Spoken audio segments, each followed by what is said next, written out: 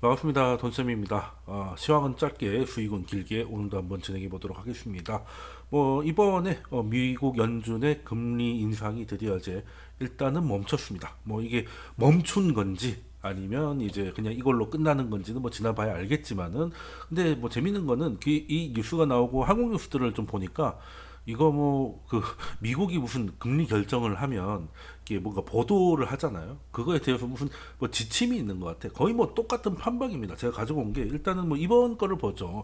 그래서 이번이 스킵은 했지만 연내 금리를 이제 두 번 정도 올릴 수 있다. 이걸 점도표로 표시를 했던 게 이제 연준의 이번 FOMC 결과였는데, 여기서 연준 경고를 믿지 않고 뉴욕이 증시가 올라갔다. 같은 뉴스가 연합 뉴스를 거의 그냥 복제해가지고 그대로 그냥 했더라고요. 다른 표현을 찾아보려고 해도 이 두 개가 답니다. 그냥 연준 경고를 믿지 않는 투자자들, 그리고 뉴욕 증시 1%의 동반 상승을 했다. 그리고 여기 이제 1%를 이제 4,400원 돌파 이 정도로 바꿔놓고요. 이랬다라고 하고, 이제 국내 이제 주요 뉴스들을 보면 이제 거의 이제 똑같습니다. 일단은 미국이 금리를 이제 동결을 했다. 그 다음 꼭지는 여전히, 아니 그냥 똑같죠. 그냥 이제는 이제 한국과 미국 간의 금리 차이가 이 정도였는데 더 벌어질 것이기 때문에 이제 자금 유출이 되고 환율이 치솟을 것이고 물가가 좋될 것이고 거의 똑같은 얘기를 합니다. 근데 뭐 참 이런 거 보면 참 밥을 먹다가 이런 뉴스를 봤는데 정말 이게 돌을 짚는 듯한 느낌이었어요. 일단은 미국이 금리를 올릴 때 우리도 따라 올려야 되는 거는 어느 정도는 맞습니다. 그래서 우리가 이창용 총재가 먼저 눈치를 채고 먼저 올린 것도 사실이죠. 근데 그거는 미국이 금리를 올릴 때는 같이 올려야 되는 게 맞아요. 그건 맞습니다. 근데 미국이 동결을 하든지 이제 미국이 인상 사이클을 끝내면 그 다음부터는 이제 조금 알아서들 가도 돼요. 알아서들 가도 되는 건데, 그래서 올라갈 때와 내려갈 때를 이제 똑같이 그냥 금리 차를 보는 것도 좀 맞지 않고, 그나마 그것도 사실은 이제 선진국 간 소위 말하는 준기축 통화의 대접을 받고 있는 그런 애들의 이야기지. 우리 지금 베트남이나 브라질이 우리보다 기준금리 높아요. 그렇다고 우리나라 자금들이 다 거기로 가는 거 아니지 않습니까? 그러니까 한국 원화하고 미국 US 달러를 같은 이렇게 비교한다는 거는 조금 이제 다른 얘기인 것이죠. 그래서 한국의 성장이 예상이 되면 한국 원화가 강해지는 것이고, 그래서 최근에는 이제 제조업 경기가 좀 반등을 할지도 모르겠다 기대감이 생기니까 원화가 확실히 예전보다는 이제 1,500원 간다 이런 얘기 없잖아요. 그런 부분이 있는 것인데, 너무 일차적으로 이거는 제가 볼 때는 좀 한국 원화를 너무 높게 친다. 지금 미국 입장에서는 원화하고 달러하고 똑같은 돈이에요? 아니잖아요. 이제 그런 것도 좀 해야 되는데, 우리나라 뉴스는 사실 똑같습니다.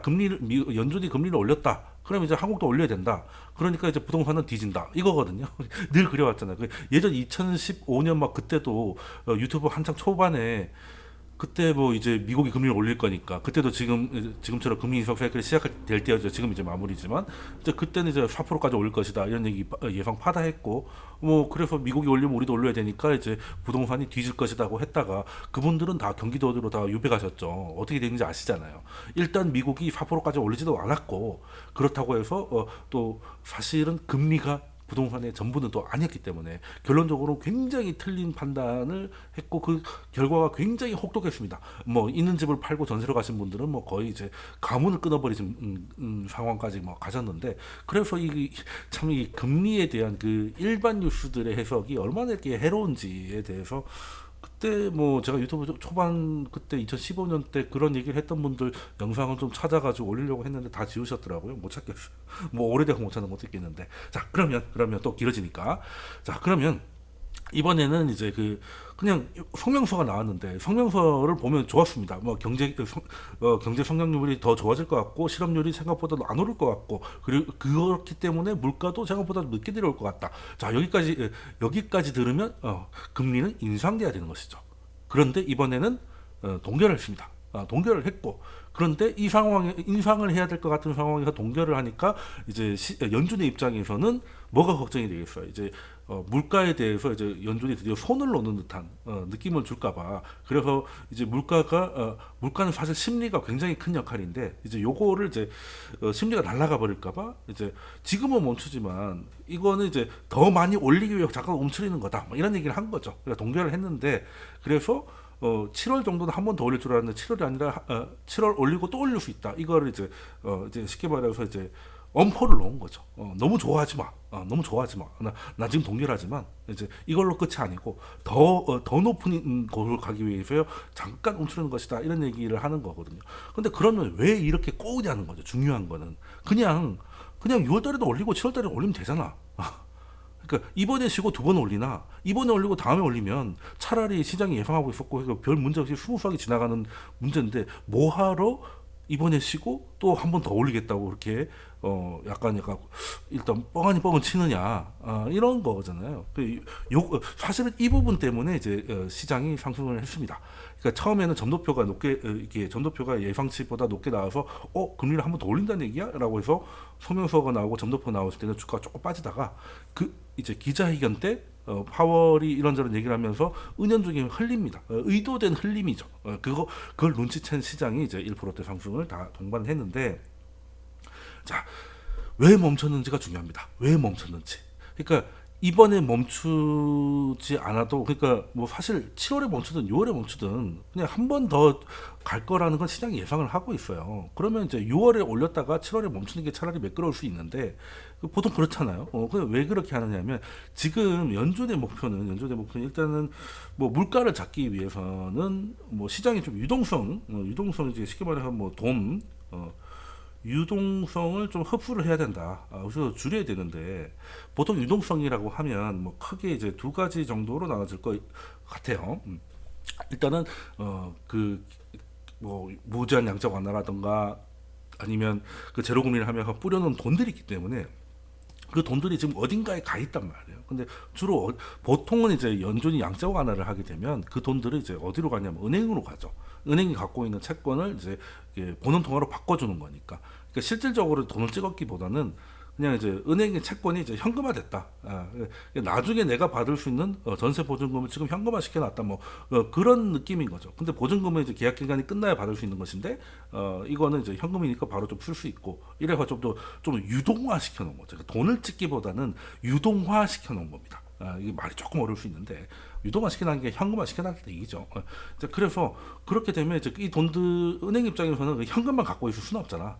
그래서 이걸 가지고 또 현금 갖고 있는다고 해가지고 뭐 재테크할 만한 것도 없고 하니까 이제 주로 어떤 데다가 하느냐면, 일단은 은행이라고 하면 한 번은 들어보셨을 거예요. 지급 준비율이라는 게 있습니다.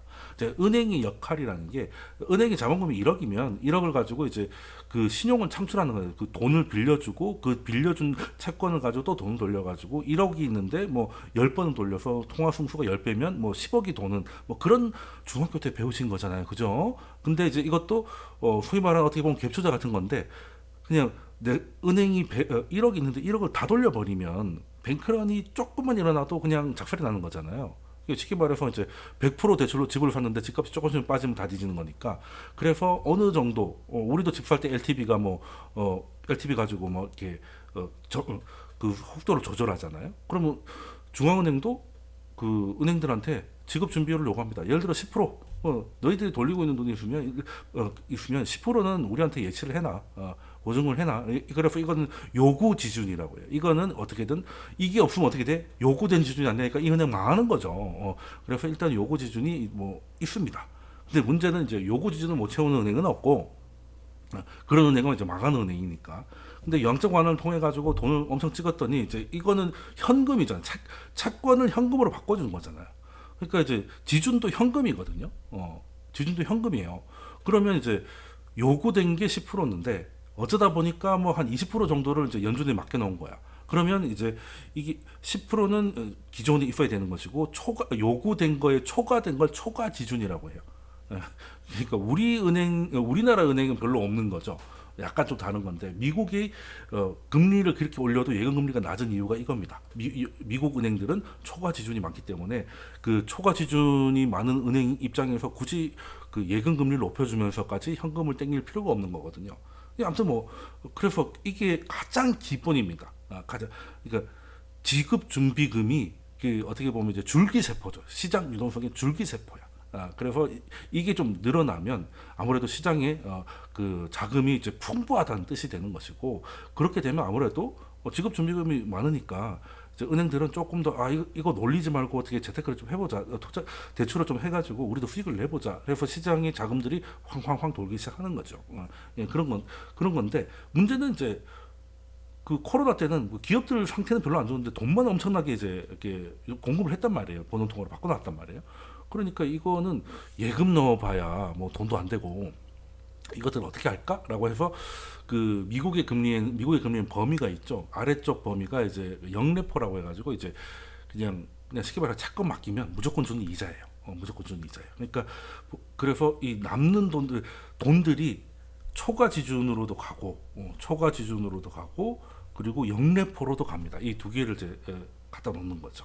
근데 문제는 영레포는 들어가면 이자가 꽤 괜찮습니다. 뭐 지금으로 치면 5.05%를 줘요.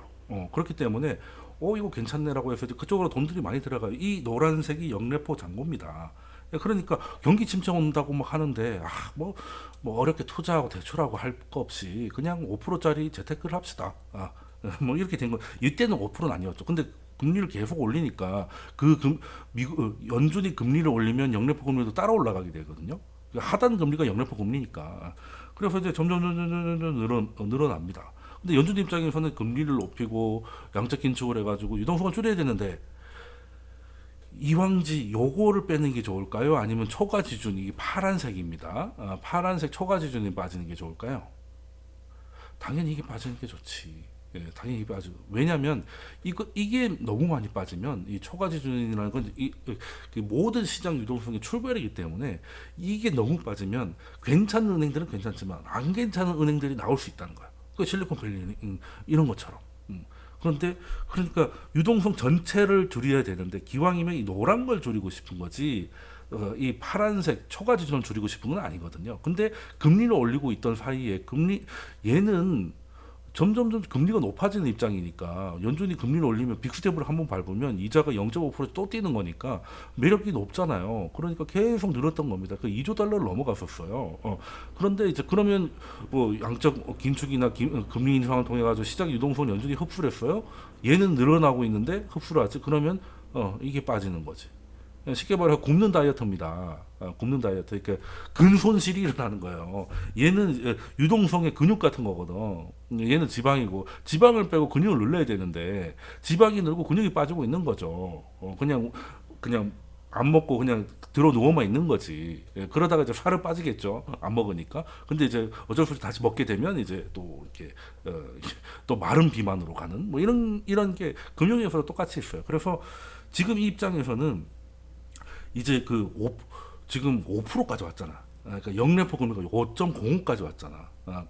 근데 금리 인하를 안 하면 이거는 계속 5.05% 있을 거란 말이에요. 그러면 이걸 여기서 또 올리면 이제 겨우 내려가고 조금씩 빠지고 있고 조금씩 늘어나고 있는데 이게 이자가 더 높아지면 더 매력적이게 되면 여기 있는 게 또 이쪽으로 가잖아. 그러면 또 근손실이 발생하는 거죠. 여기 이제 피하 지방은 또 늘어나는 것이고. 그러니까 지금은 연준의 목표는 전체적으로 두 개 합산해서 뺄 건데 이왕지 여기 거를 좀 빼고 싶어 한다. 근데 이제 좀 빠지고 있는 상황에서 경기에 대한 자신감도 조금씩 생겨가지고 최근에 좀 늘고 있죠. 늘고 있는 이 상황에 만약에 이 영래포 금리를 또 25bp 0.25를 높여가지고 5.3%를 올려주면 얘가 더 빠질 것이고 더 빠지면 또 실리콘밸리 은행 같은 문제가 또 발생할지도 모른다. 그럼 그런 문제가 발생을 하면 양적 긴축이니 금리 인상이니 뭐 이런 걸 다 포기하고 또 돈을 때려 부어야 되는 상황이 올지도 모르겠다는 거죠. 그렇게 되면 연준은 아 괜찮아 은행 한두 개 망하면 또 돈 찍을 거야라고 되니까 시장에 대한 통제력을 상실하게 되는 거죠. 그럼 연준이 무섭지 않으면 물가는 어떻게 되겠습니까? 날아가는 것이죠. 그걸 막기 위해서 기술적으로 멈춘 겁니다. 지금. 기술적으로 그러니까 이 영래포의 매력이 더 높아져서 이 상황이 지금 겨우 만들어 놓은 이 상황이 뽀개지지 않도록 그래서 먹혀는 들었어요. 어제 처음으로 이제 진짜 오랜만에 2조 달러를 깼습니다. 여기 이제 캡처된 건 2조 달러가 넘어 있는데 이거는 이제 주봉이라서 반향이 좀 느리거든요. 요걸 좀 깼습니다. 여기 보면 1, 2조 달러인데 요게 내려갔어요. 그래서 지금까지는 먹히고 있는 것이죠. 먹히고 있는 거라서 일단은 연준은 겨우 만들어 놓은 거를 이제 깨고 싶지 않아서 일단은 스킵을 하는 겁니다. 근데 이거는 그 자금 시장의 안정성을 위해서 잠깐 쉬는 건데 시장은 이런 디테일을 모르고 그냥 연준이 드디어 15개월 만에 금리 인상을 멈췄어요라고 하면 물가는 여전히 높은데라고 하면 좀 물가가 더 오를까봐 너 그렇게 김치국 그랑대로 마시지 마. 이거 좀 상황 좀 괜찮아지고 물가 계속 안 내려올 것 같으면 우리 두 번도 더 올릴 수 있거든 이렇게 한 거예요.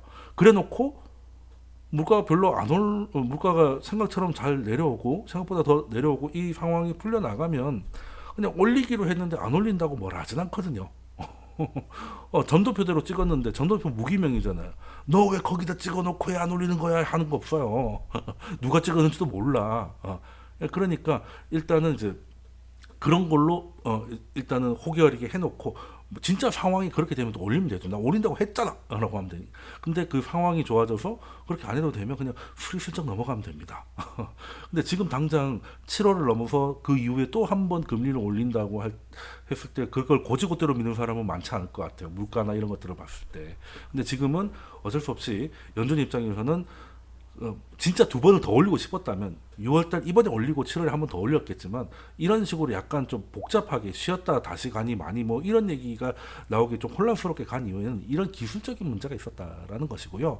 그리고 시장 입장에서는 연준이 이런 것까지 다 봐가면서 금리 결정을 하고 있는데 더 이상 물가만 보고 다른 것들은 죽든지 말든지 그런 신경을 안 쓰는 시대는 이제는 끝났네라고 해서 좀 좋아지고 있습니다. 그러면 이제 여기 있던 돈들이 좀 나가서 여기는 이제 먹어봐야 5%인데 나가서 대출을 하고 투자를 하면 5%보다 더 수익을 볼 수 있겠다라는 생각이 들잖아요. 그럼 자금들이 조금씩 나오기 시작하고 연준 입장에서는 계획대로 되는 것이죠. 그렇게 되면 이제 뭐 좋은 건데 그건 뭐 알 수가 없고요. 일단은 근데 제가 뭐 시장을 봤을 때 물론 뭐 메인 뉴스나 이런 단편 뉴스에서 이런저런 얘기 영래포가 어쩌고 저쩌고 이런 얘기까지 다 못하죠. 그렇지만 너무 표면적으로 보이는 것만 얘기해서 마치 이제 그 이번에 멈추고 두 번 더 올릴 수 있다는 점도표를 가지고 지금 15개월 동안 있어왔던 그만큼 또 시작할 것 같이 경고를 했다. 뭐 근데 한국은 이제 3개월째 동결을 해가지고 물가가 어쩌고 저쩌고 이런 얘기를 하는 거는 전혀 도움이 안 된다라는 거죠. 그냥 여기서는 그냥 하는 얘기구나라고 넘어가시면 될 것 같습니다. 오늘 좀 마음이 급해가지고 열심히 달렸는데 이게 짧아졌는지 모르겠어요.